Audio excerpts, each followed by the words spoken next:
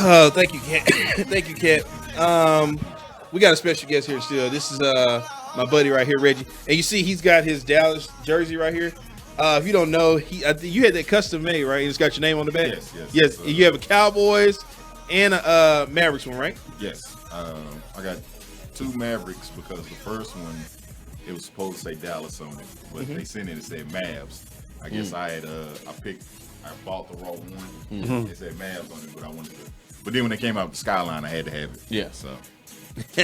So we got our buddy Reggie French here, right? And he is going to be headlining over at the Addison Improv this weekend. I got to tell you, man, I'm very proud and happy for you, man. I know you've been doing comedy for a minute. Appreciate it. It started with you and my other favorite guy, Rome, right here at Dallas on there with R&R and that D. Actually, we started at the after party. Yeah, a lot of people don't remember that. We started at the after party. But I remember you from here. Yeah. When you were here. And where the hell is Rome? Why is Rome not here? Rome has been working at home. Rome has a small kid and all that stuff, so he's been taking it careful with COVID, man. So, okay, is that so? Basically, he's not coming to the. He's not coming on Sunday. Well, I'm not saying that. He'll probably be in attendance for that, but I'm just saying, getting out and all that stuff. He's been taking it pretty careful. So okay.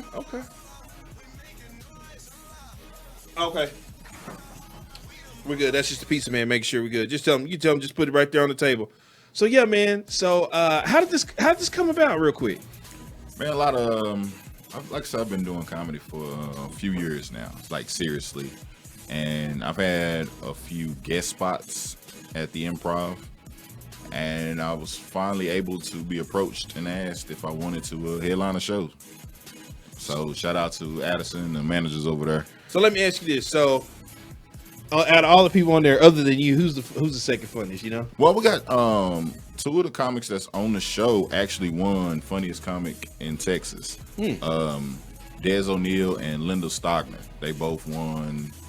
I want to say 18 and 19 or 17, 18, one of those. But yeah, they won funniest comic in Texas. So it's gonna be a all around good show. So do you guys just tour as a group? No.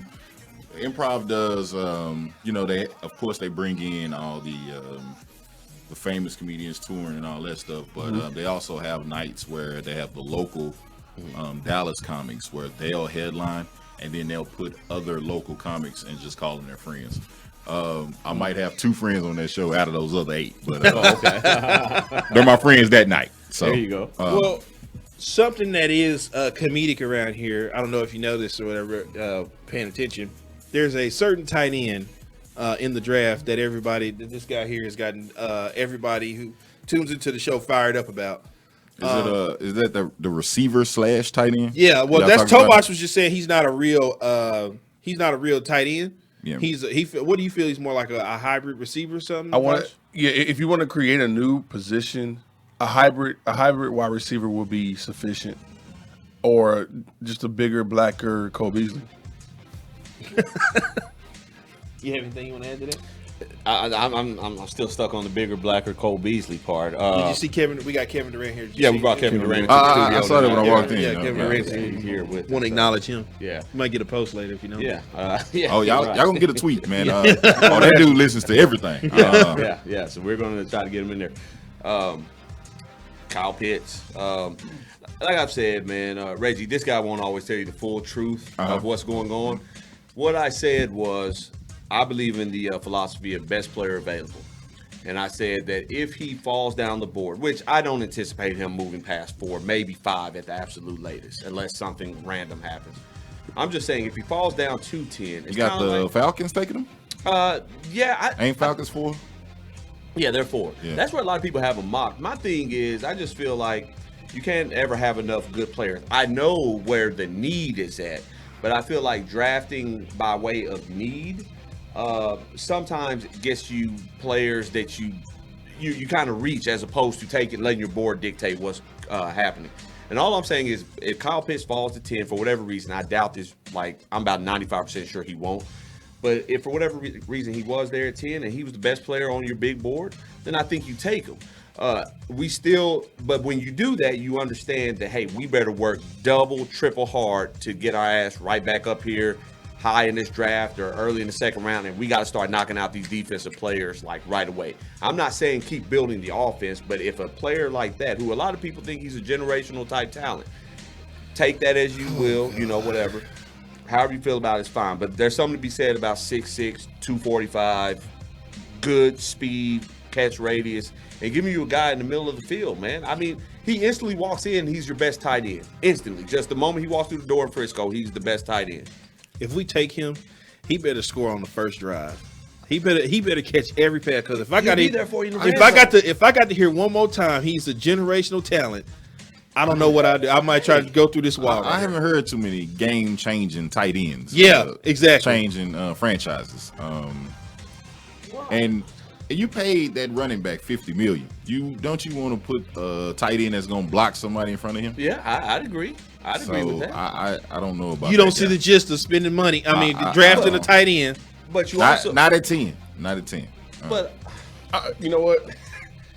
Let's fuck it. Let's pretty much just ball out. You go 4 wide, and then you can throw Zeke out there as well, and then let's party, because Dak is going to have a ton of weapons at his disposal, and I'm here for it. I'm here for the theatrics. You just paid him. He's going to be healthy. He was on his way to dropping 6,000 yards last year before he got hurt. And even this offense made Andy Dalton some money, because now he's a starting quarterback somewhere else too. So yeah, the offense is going to be nice with the quarterback behind it. I think that it just adds to the dynamic of a fearful ass offense. I do love offense. I want to see the greatest show on whatever. And at AT&T. I do enjoy seeing points get thrown up.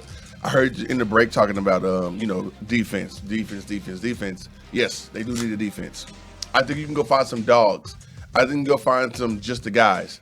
I think you can go find all that stuff in free agency and also rounds 3 through 6. Mm-hmm. So you go get your Lamborghini early, because I want to see that. You got one last year with CeeDee Lamb.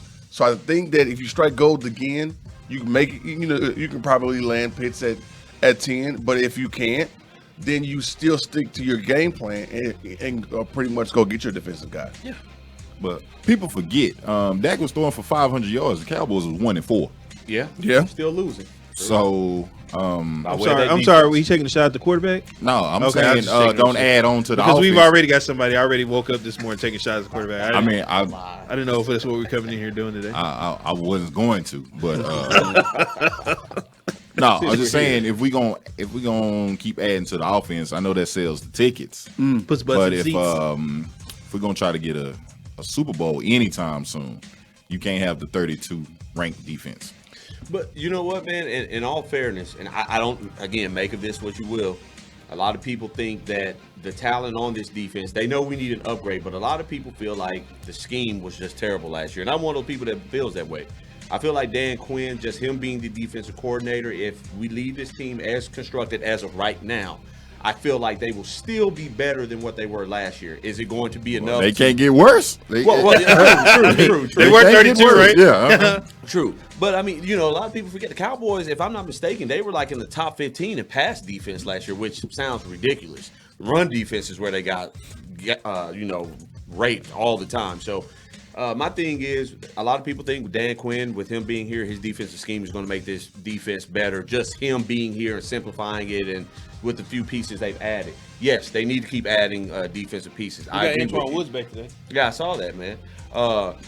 I do agree with you completely. If you add Patrick Surtain and you have Trevon Diggs across the thing, yeah, you're pretty locked down for the next, like you say, maybe 8 years or so. Even if you decide to go with J.C. Horn, same thing. You have good, young, aggressive corners that can play. And then, maybe find yourself a safety in this draft somewhere if you can. You got to get defense, but we can't just sit there and say, hey, here's a big-time guy that everybody thinks is going to be really, really good. I don't know, we got to pass him up because we have to get this defense. You can still address it, but take the best player available on your board as you have it constructed. That's just my mindset. I've never heard of a millionaire saying, "Oh, damn, I made another million this year. Cool. I don't think I needed it." I think I need to spend that $1 million actually, because that's pretty much what the Cowboys offense is. It's just, hopefully it will be an embarrassment of riches to the point where your offense is your defense, where you can dictate, other teams' game plans and say, hey, you got to gear up to face my offense. Right. And in this day and age of offense, cornerbacks are pretty much a dime a dozen. Yeah, true. True. And so pretty much I think a cornerback position in the draft is so highly bustable. Mo Claiborne should tell you that. 2012. It's a lot of cornerbacks. You go, well, damn, how did he do in his career? Versus one of five, your Revises and your Asante Samuel seniors and guys like that who you can pretty much name off. Yeah. But there's a lot of corners that went first round that you never heard from again. Gilbert from Cleveland just jumped in my head, and you're like, oh well, Justin Gilbert was supposed to be that dude. Yeah. He got drafted from Oklahoma State. You never heard from him again. And it's guys like that who pretty much put fear in my heart when it comes to top 10 cornerbacks. Like I'm like, what is he really gonna do for me? And the league is geared, like you say, it's really geared towards offense. They're really trying to make defense obsolete. So I understand you have to have a somewhat formidable defense, but the more offense you can stockpile, man, that's the way the league is going. They want it to be, aired out. Right now. They want to air it out, and they want to do that type of thing. So why not add another, weapon? I mean, the NFL wants to keep selling tickets. They want you to keep watching games. They want points on the board. But if you look at who's winning, I mean, Patrick Mahomes is one of the he is dynamic, and we saw what Tampa Bay did to him. Well, can you answer me a question? Because you watched the Super Bowl. I did. Right. What happened? Didn't the Chiefs lose? They lost. They lost, right? They lost. Well, wasn't it because? Didn't a lot of it have to do with the fact that he had his lineman missing? I mean, His he was offensive running. He was running for his life the entire game. So just like our quarterback.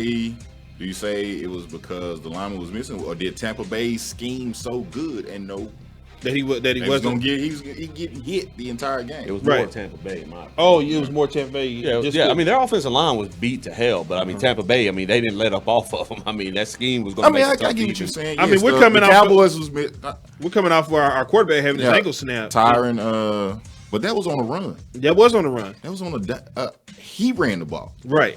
Tovash brought that go up. to the ground. Right. Go ahead and slide that. If you go to the ground, if he wasn't trying to push the corner back to the ground, he doesn't get hurt. Okay.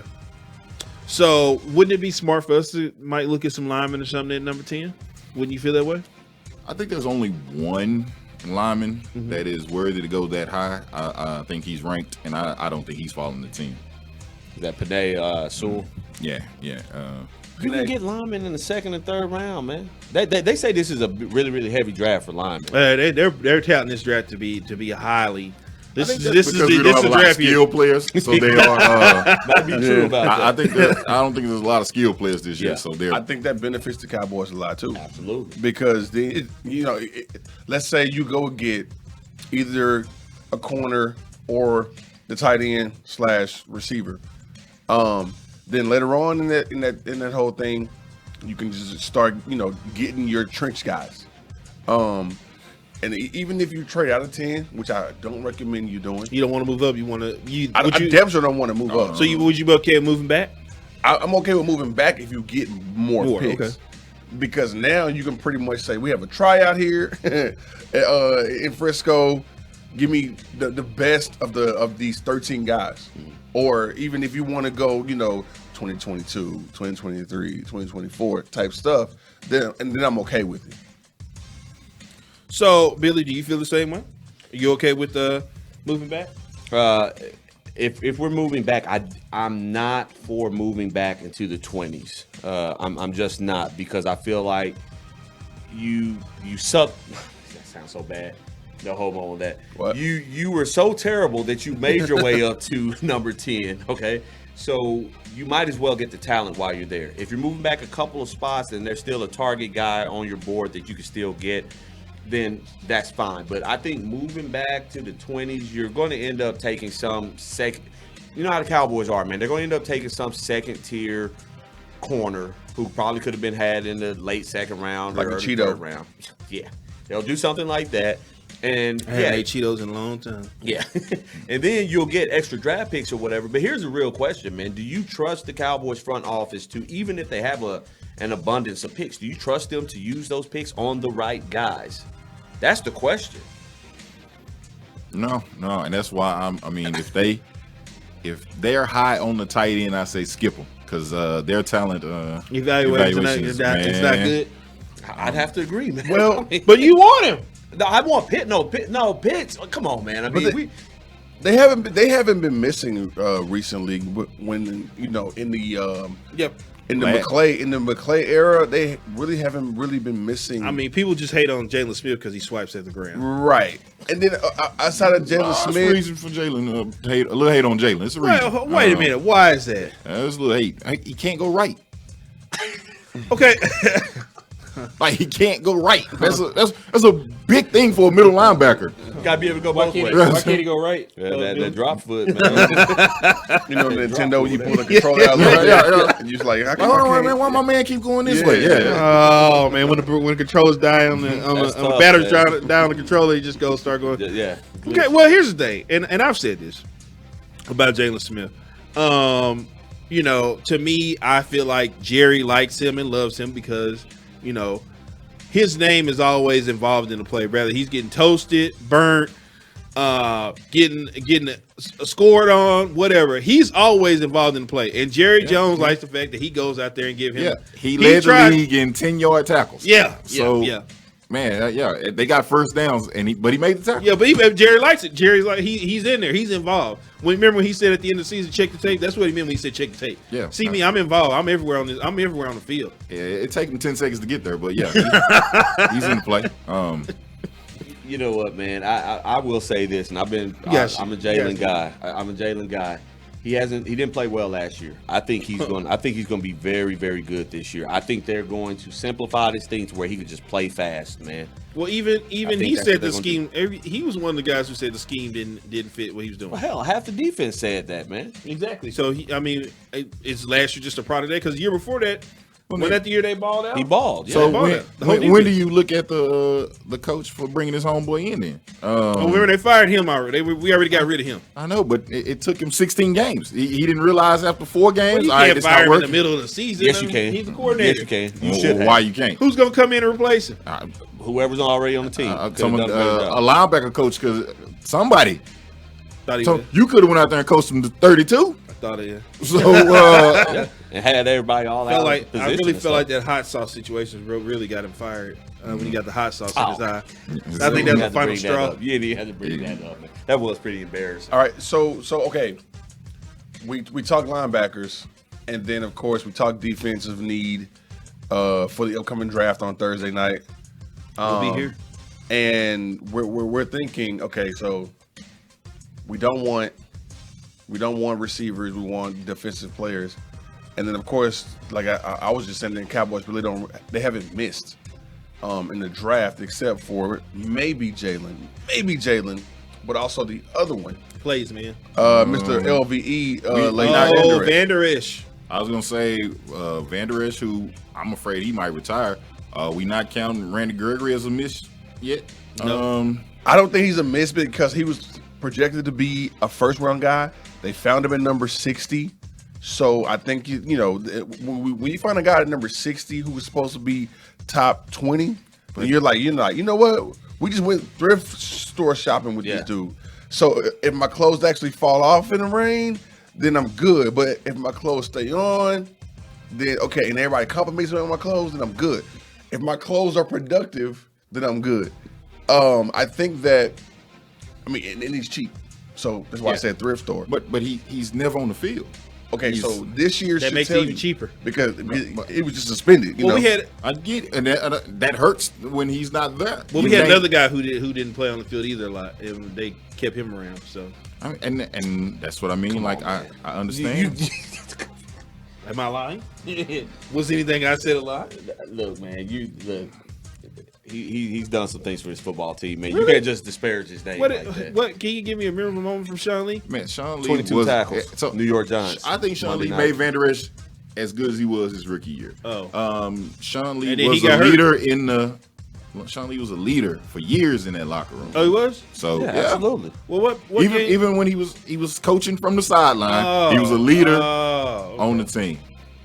Well, we paying him to be a player. Why is he coaching? Well, here's the thing, man. Sean Lee, you also got to remember, Sean Lee made a gazillion and one tackles out there because nobody else on the defense was worth a damn. So he was always having to do that. And then on top of that, man, there's something to be said about a guy who just plays hard. Reason why he's getting hurt, and I know it sounds crazy, but he's in on every play, man. Dude sticks his nose in there. There were games you could see Sean Lee. He would tell him, "Hey, this was plays coming." Yeah. Sean Lee was calling. He was? Oh yeah. Was that from the side? Was that when he was on the sideline? No, he was out there. Sean Lee was? He was out there 8 games a year, but Sean Lee was good. 8 games. They played 16.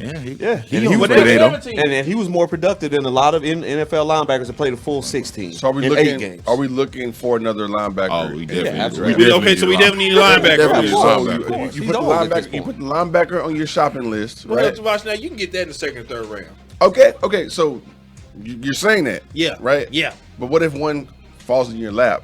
And number 10? Whatever. Well, I mean, can I interest anybody like Michael Parsons? Are there anybody? No? Yeah. Okay. So go ahead. No, I'm just saying. Can I interest anybody in Michael Parsons? Normally, is that the guy who Penn State? Is that the guy who what's the name said he had a hard time with Kyle Pitts? Who Kyle Pitts said he had a hard time with? No, that was Horn. Okay. That was Horn. Yeah.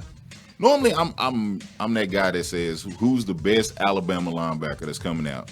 Go get him. But this year, I don't see anybody that's just.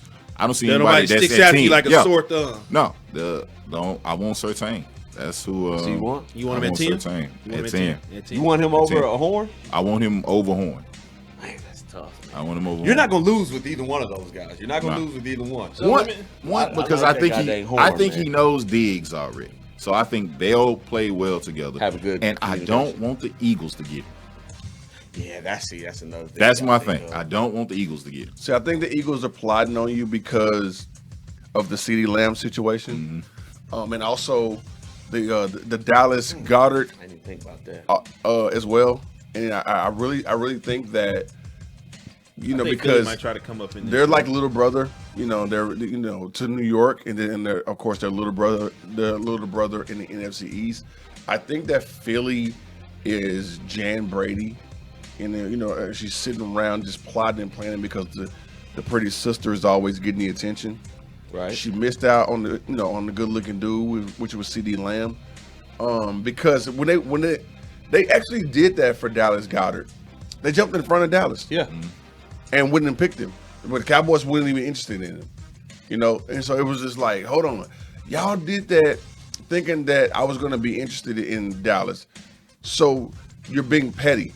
Right. I see another petty move this draft from Philly. I really do. You think they would come up and try to snag something? They might. I'm looking here at the that team and that ownership, man. I'm telling you, I saw Jeffrey. Well, excuse me. I saw the owner walking to the building, looking around, and of course, then the next week, it was just like, well, I need this and I need that. I want this and I want that.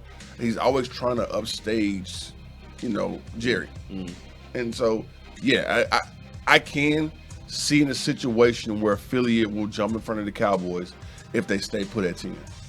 Okay, but Jerry can't be afraid of that though. Right. So right now I'm looking at the draft order, and it looks like Philly is actually picking at number 12 right now. See, it's too close. Yeah, you know what I'm saying? Picking at number 12 right now. How can we get to number 9? And then right in front of them is the Giants. Yeah. So 10, 11, 12. So 10 is an NFC East. Yeah. So one of those guys, whichever corner we do not get, one of those teams is going to take it because Philly needs help in the secondary. That secondary is just pure trash. I just don't. Okay, I don't see. Atlanta would be dumb enough to take Pitts. They're another team who likes to draft up everybody, all the receivers and stuff, and then think we can just throw the ball up and it don't work. Him and Julio Ridley would be bad, man. That's tough. You don't think they'll take a quarterback? You don't think they about done with Matty Ice? Nope. This would be the time to do it. This would be the time to do it. He'll be there. The quarterback will be there. They may do it in like the later rounds. Yeah.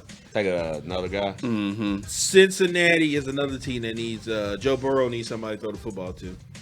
Why wouldn't they take Pitts? I would go They want I would go lineman.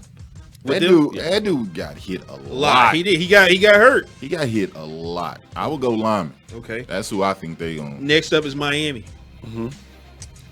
What do they need somebody? I think Tua needs somebody to throw the football to. I think that's where Chase gonna fall. Okay.